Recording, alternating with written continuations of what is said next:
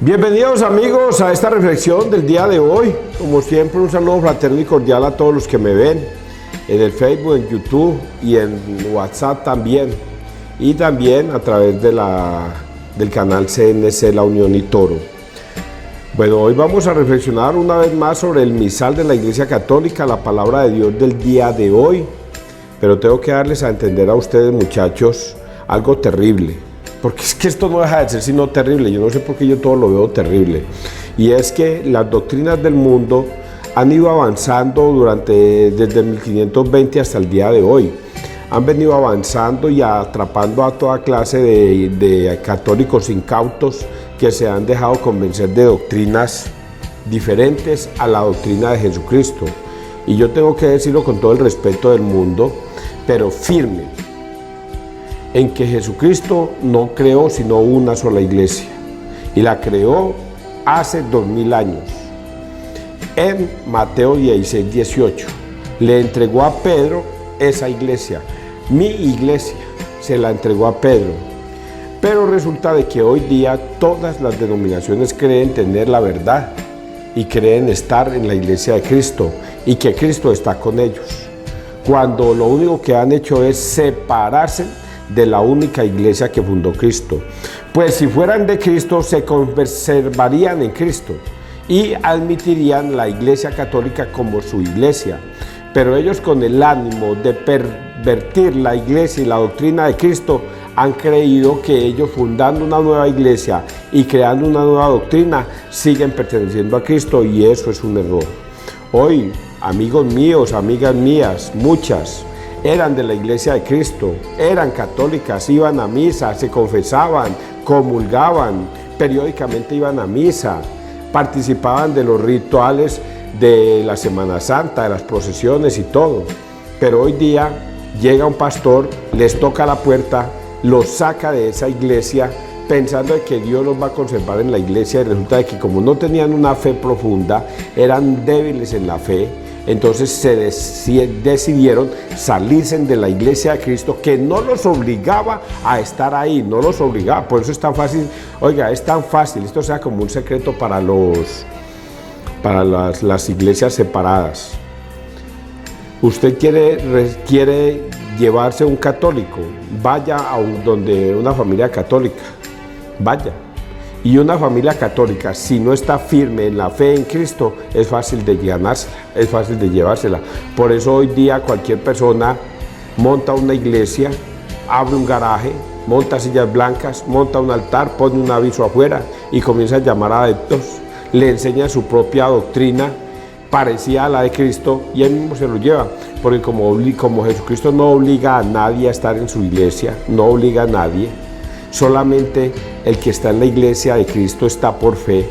Lo que Jesucristo sí le garantiza a los que están con Cristo en su iglesia católica es que al que tiene fe se le dará más todavía, pero al que no tiene se le quitará hasta lo que cree tener. Por eso es tan fácil llegar a una familia católica que no esté firme en la fe y llevársela. Porque como no está firme en su fe, entonces se le quita hasta lo que cree tener. Pero si un católico, por ejemplo yo, si a mí fuera un adventista, si fuera un testigo de Jehová, si fuera un mormón, si fuera cualquier iglesia, a mi casa, yo firme en la fe, más fácil atraigo a ese personaje hacia mí que yo irme tras de ellos. Porque mi fe es firme en Cristo y sé la verdad, y la verdad me hace libre. ¿Libre para qué? Para sostenerme en la fe y creer que Jesucristo fundó una iglesia, y la fundó hace 2000 años, y el que está en esa iglesia se salvará. Pero el que se resista a creer que esa es la iglesia de Cristo se condenará. Tristemente tengo que decirlo, y así se lo voy a hacer saber a muchos que voy a visitar, que si usted no está en la iglesia de Cristo, muy difícil está su salvación. Porque la única iglesia que tiene las llaves del cielo para atar y desatar es la iglesia católica, es la única. Y Dios no cambió en estos 2000 años. Por ahí veía ahorita un video donde decía que los mormones en el año 1800 yo no sé qué, José Smith, vino un ángel del cielo y le dijo que fundara una nueva iglesia. Qué absurdo. Como quien dice, no, es que Cristo dijo que no se metiera en ninguna iglesia, que fundara una nueva. Y cree que Cristo se equivocó hace 2000 años, cuando dijo que las puertas del infierno no prevalecerán sobre la iglesia. O sea, Cristo se la entregó a Pedro, y en el año 1804, yo no sé qué, entonces se arrepintió Cristo de haber fundado esa iglesia, y dijo, venga, José Smith, ¿sabe qué, hermano?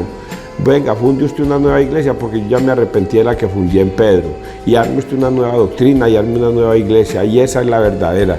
Qué absurdo, por Dios.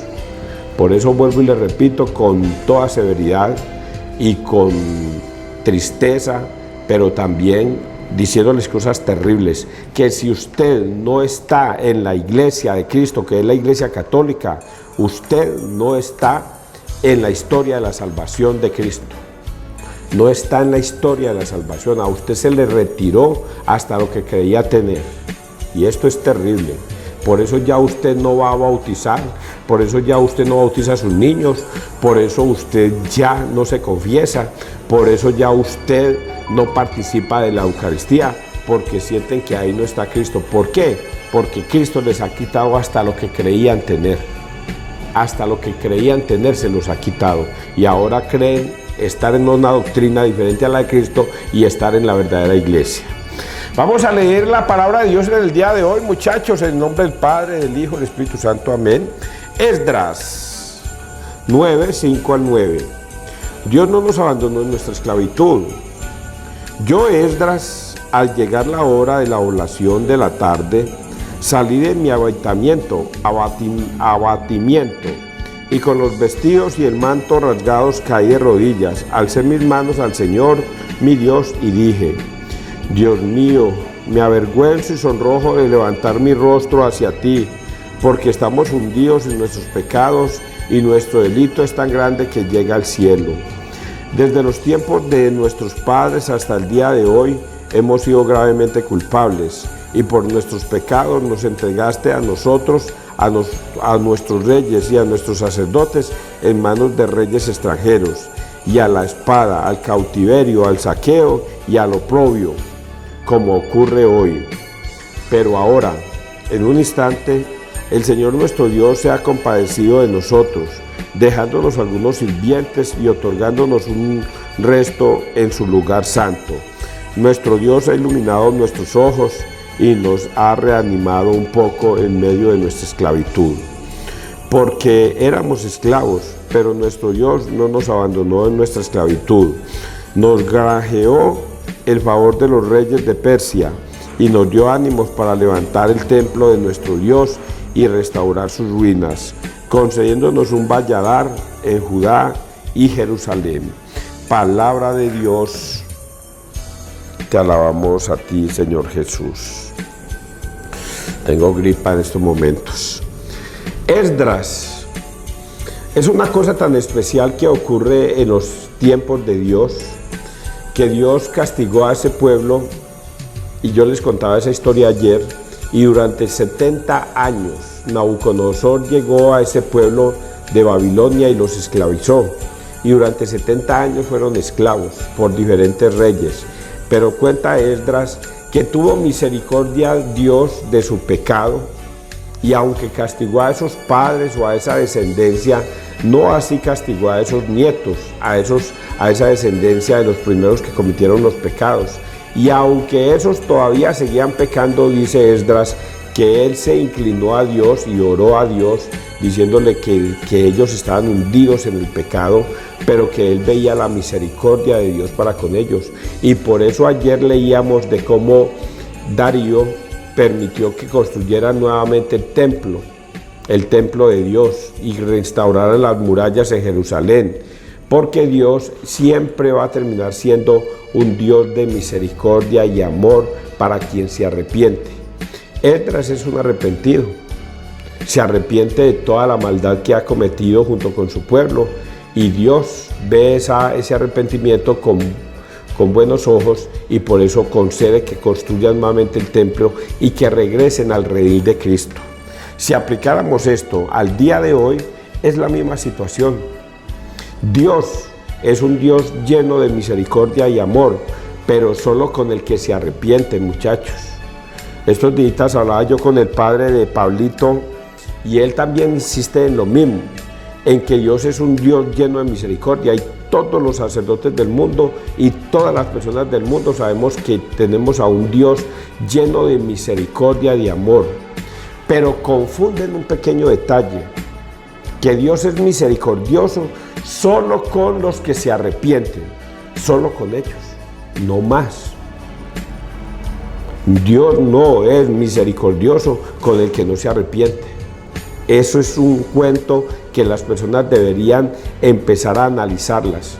Si tú regresas al redil de Cristo, te arrepientes de haber cometido ese pecado de apostasía, de apostatar en contra de la religión de Cristo, de la iglesia de Cristo, Dios es un Dios misericordioso contigo. Se arrepiente y te arrepientes y Dios te concede el perdón, pero solo si regresas al redil. Pero no, yo sigo en esta iglesia, aquí Dios me tiene que reconocer, yo no necesito ir a confesarme con un sacerdote, yo no tengo que comer esa Eucaristía, porque Dios es un Dios de amor y de misericordia, y Él sabe que yo lo amo mucho, lo quiero mucho, pero yo no necesito confesarme, yo no necesito comer la Eucaristía, ese pan insípido, ahí no está el cuerpo y la sangre de Cristo. Dios me perdonará y reconoce en mí que soy un hombre bueno, una mujer buena. No, no, y no, no y no, y jamás no. Solamente Dios es misericordioso para el hombre que se arrepiente, regresa al redil de Cristo, obedece su palabra. Si Jesucristo ordena que debemos ir a confesarnos con un sacerdote, hay que ir al confesionario. Si Jesucristo ordena que solo quien coma de su carne y beba de su sangre tendrá vida eterna, solamente con ellos. Solamente con ellos, de resto no, jamás no. Por eso vuelvo y le repito esto que lo dije. Dios es un Dios lleno de misericordia y amor solamente con el pecador arrepentido, no con todos los pecadores. Solo con el que se arrepiente de su pecado, Dios es misericordioso. Con el resto, no, jamás no. Vamos a seguir leyendo. Salmo 13, 2, 4, 6, 8, 7, 8. Bendito sea Dios que vive eternamente. Él azota y se compadece, hunde hasta el abismo y saca de él, y no hay quien escape de su mano. Dadle gracias, israelitas, ante los gentiles, porque él nos dispersó entre ellos. Proclamad allí su grandeza, ensalzadlo ante todos los vivientes, que él es nuestro Dios y Señor, nuestro Padre por todos los siglos. Veréis lo que hará con vosotros, le haréis gracias a boca llena. Bendeciréis al Señor de la justicia y ensalzaréis al Rey de los siglos. Yo le doy gracias en mi cautiverio, anuncio su grandeza y su poder a un pueblo pecador. Convertíos, pecadores, obrad rectamente en su presencia, quizás os mostrará benevolencia y tendrá compasión. Y esta última parte es la que más me confunde. Convertíos, pecadores, obrad rectamente en su presencia, quizás. Oiga, ese quizás es una cosa impresionante. Dice, convertíos pecadores, obrad rectamente en su presencia, que Él os mostrará benevolencia y tendrá compasión. No dice así, no dice así. Dice ese quizás. O sea que quedamos a la merced de nuestro Señor si Él quiere. Quizás. Por eso en diferentes pasajes bíblicos vamos a encontrar, y Dios iba ¿cuál es la palabra que se utiliza ahí? A los que iban a ser salvos. Dios iba enseñando a los que iban a ser salvos, porque no todos se iban a ser salvos. Aquí dice quizás Dios, porque es que entender a Dios es una cosa muy difícil, muchachos. Comprender a Dios es una cosa dificilísima. Vean, hay un mundo material y hay un mundo espiritual. Poncio Pilato le dijo a Dios, le dijo a Jesús, ¿tú eres rey? Y Jesús le dijo, sí, para eso he nacido, pero mi reino no es de este mundo. Poncio Pilato decía: ¿tú eres rey? Y Jesús le dijo: sí, yo soy rey, pero mi reino no es de este mundo. Por eso en este mundo, todo el que aplica sabiduría humana para vivir en el mundo, goza y adquiere sabiduría humana. Pero no así los escogidos y los elegidos de Dios, que era la palabra que iba a utilizar. Y Dios iba escogiendo a los que iban a ser salvos. Iba escogiendo. Y es ese quizás. Ese quizás quiere decir que Dios va escogiendo a los que Él quiere llamar. Muchas personas se esfuerzan por entender a Dios, por comprender a Dios, por seguir a Dios, pero si Dios no lo escoge, no podrá entenderlo jamás. Por eso este mundo material es tan difícil llevarlo al mundo espiritual. Solamente llegan al mundo espiritual los que Dios escoge, no más. De resto, los demás se quedan pensando con sabiduría humana. Ejemplo, yo no voy a ir a confesarme con un hombre que es un pecador igual que yo, o quizás peor. Sabiduría humana no es escogido para el reino de Dios. Los escogidos para el reino de Dios dicen: si Dios me da una orden, vayan, y a quienes perdonéis los pecados les quedan perdonados, y a quienes se los retengáis les quedan retenidos, entonces yo voy, porque el Señor prometió que todo el que pida perdón, Dios se lo va a perdonar. El que está escogido para el reino de Dios lo entiendo claramente y corre al sacerdocio, corre al confesionario y se confiesa. Yo soy el pan vivo bajado del cielo, quien coma mi carne y beba mi sangre tendrá vida eterna. El que es de este mundo le cuesta trabajo creer eso. ¿Cómo que en ese pedacito de pan va a estar el cuerpo y la sangre de Cristo? En ese pedacito de pan, sabiduría humana, ahí es imposible que esté. En ese pedacito yo no creo, se queda en este mundo. Pero los que creemos en Cristo sabemos que en ese pedacito de pan Jesucristo dijo: quien coma de ese pedacito de pan que es mi cuerpo y la sangre tendrá vida eterna. Y ahí mismo corremos a comer ese pedacito de pan, porque Él dijo en su palabra que Él estaba ahí. Inmediatamente somos escogidos por Dios para creerlo. Muchos de ustedes no lo logran entender, así yo les repita de mil maneras. Vamos a leer Lucas 9, del 1 al 6. Los envió a proclamar el reino de Dios y a curar los enfermos. En aquel tiempo Jesús reunió a los 12 y les dio poder y autoridad sobre toda clase de demonios y para curar enfermedades. Luego los envió a proclamar el reino de Dios y a curar los enfermos, diciéndoles: no llevéis nada para el camino, ni bastón, ni alforja, ni pan, ni dinero. Tampoco llevéis túnica de repuesto. Quedaos en la casa donde entréis, hasta que os vayáis de aquel sitio. Y si alguien no os recibe al salir de aquel pueblo, sacudíos el polvo de los pies para probar su culpa. Ellos se pusieron en camino y fueron de aldea en aldea, anunciando la buena noticia y curando en todas partes. Palabra de Dios, gloria a ti, Señor Jesús. Vayan, prediquen la palabra de Dios. No lleven alforjas, no lleven 2 túnicas, no lleven lleven un par de sandalias no más. Entren a una casa. Si lo reciben en esa casa, coman de lo que les den y quédense ahí hasta que sea la hora de partida a ir a otro sitio. Si los reciben, la paz estará con ellos. Pero si no los reciben, salgan de allí, váyanse a otro sitio, límpiense hasta el polvo de los zapatos de ese pueblo, que les será más llevadero el juicio a Sodoma y a Gomorra que a ese pueblo o a esa familia. Jesucristo da una orden: vayan, no lleven talega, vayan humildes, no lleven alforjas, no lleven 2 túnicas, no lleven solo un par de sandalias. Los manda humildes. Y aquí se estrellan los hermanos separados con este pasaje bíblico. ¿Qué hace un pastor pretendiendo evangelizar a un hombre y pidiendo el diezmo? Solamente para enriquecerse a sí mismo y a su familia. Este evangelio es una bofetada a todos esos pastores mentirosos que utilizan la fe solamente para enriquecerse aquí en la tierra. Y muchos lo han logrado, viven de la fe, viven de eso y sacan a malos católicos de sus iglesias, de su iglesia, para llevarlos a ese protestantismo, y son culpables de ese pecado, de haberle arrebatado una oveja a Cristo. Una oveja que no estaba bien cimentada en la fe, pero que en últimas estaba en la fe de Cristo y se la ha llevado.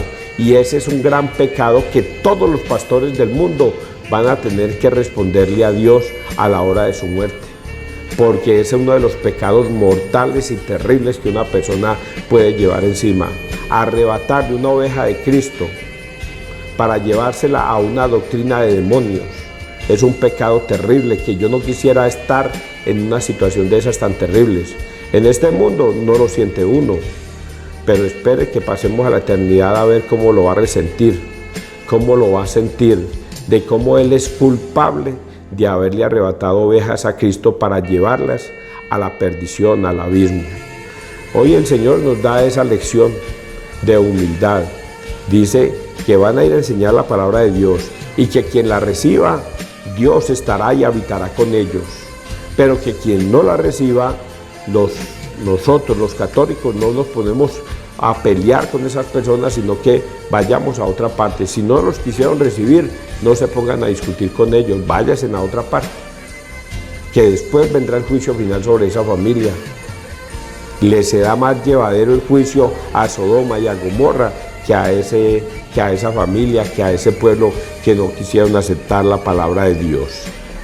Luego los envió a proclamar el reino de Dios y a curar los enfermos, diciéndoles: no llevéis nada para el camino, ni bastón, ni alforja, ni pan, ni dinero, tampoco llevéis túnica de repuesto.